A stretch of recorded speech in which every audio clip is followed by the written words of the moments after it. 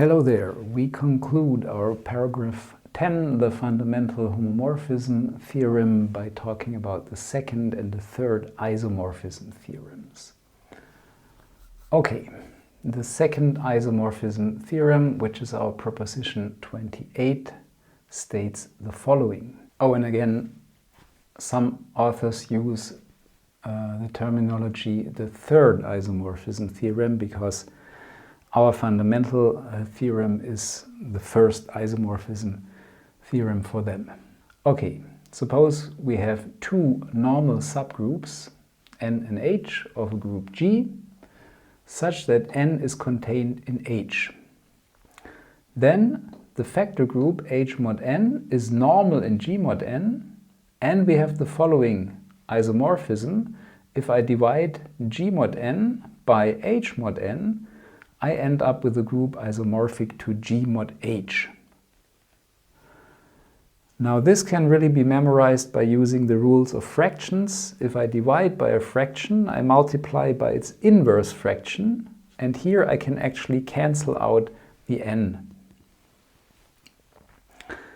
And essentially this just shows that taking factor groups of a factor group yields nothing new, because those are already factors of G itself. This is essentially the meaning of this second isomorphism theorem. I think in Galois theory I saw it used once or twice, but we won't use it in the course of this group theory introduction much or at all. Just for the sake of completeness, we take a swift look at the proof and then take a look at the third isomorphism theorem. So first of all, this should be obvious. If H is a normal subgroup of G, then it's not so surprising that this factor group here is a normal subgroup of this factor group, and they both are groups because, of course, N also is a normal subgroup. So everything is well defined here. Now we take a look at the canonical projection from G to G mod H, which simply maps small g to the left coset GH. This clearly has kernel H, which lies above N by assumption. And now we invoke our fundamental lemma about induced homomorphisms. I'll show it to you here. So we are exactly in this situation where this homomorphism induces a homomorphism pi bar from G mod N to G mod H.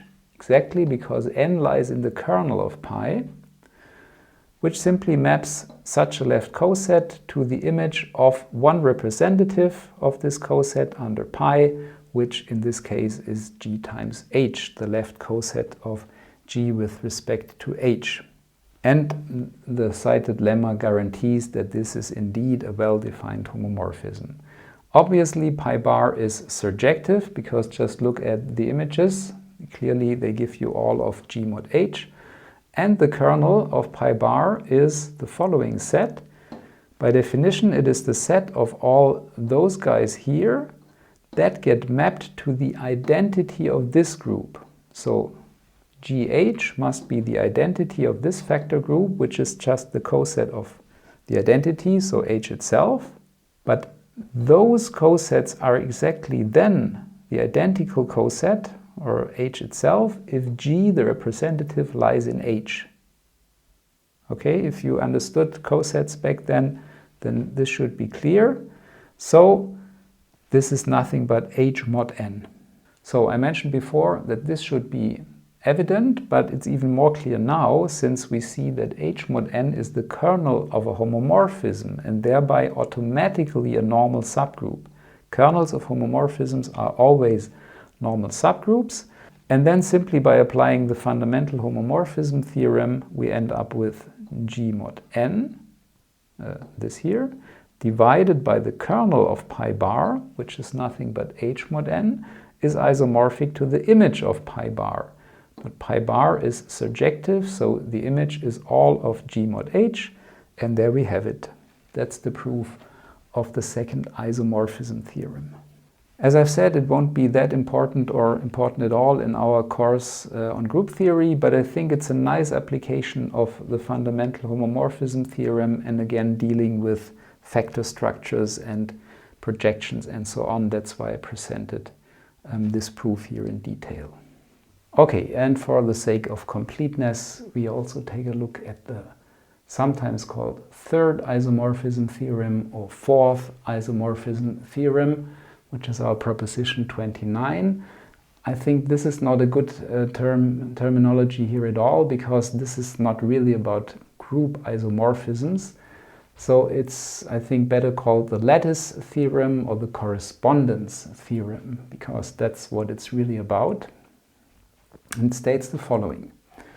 We, as always, G is a group, and we take a subgroup n of G that is normal in G, so that the factor group exists. And as always, pi is the canonical projection sending G to its left coset Gn with respect to n. And then this lattice theorem states that there is a bijective or one-to-one correspondence between the subgroups of G that contain this normal subgroup n and all of the subgroups of the factor group G mod n. So that means if for some reason I already know the subgroup structure of the factor group G mod n, I know automatically also the subgroup structure of G up to n. Below n I can't, this doesn't tell me anything, but all the subgroups containing n are in one-to-one correspondence to the subgroups over here. And this might be useful when trying to classify groups or finding all the subgroups of a given group, and you already know things about the factor group. So, and in particular, this means if I take any subgroup of the factor group G mod n, K, this is always of the form H mod n with a subgroup H of G that lies between n and G itself. And it might be n itself, of course.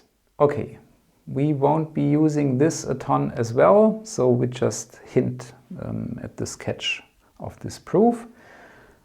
We take all the subgroups of G that contain n and call this script H, and we take all the subgroups of the factor group G mod n and call this script K. And now obviously we have a map from H to K, which is exactly this here. I call it differently, so not as to confuse it with pi that essentially acts on elements of G, whereas I want to stress here that P acts on whole subgroups. I might have also called it pi, whatever. And sometimes I switch from pi to P because in German it's P, so sorry about that. So what does P do? P simply sends a subgroup of G lying above n to its factor group H mod n. Then we go in the other direction from K to H. We take a subgroup of the factor group and then we take its pre-image under the canonical projection pi. So as a set, this is simply this here, all the elements of G that end up in K when pi is applied to them. And we showed a long time ago that pre-images under homomorphisms are always subgroups, pre-images of subgroups, of course. So this is well defined. This gives me a subgroup of G.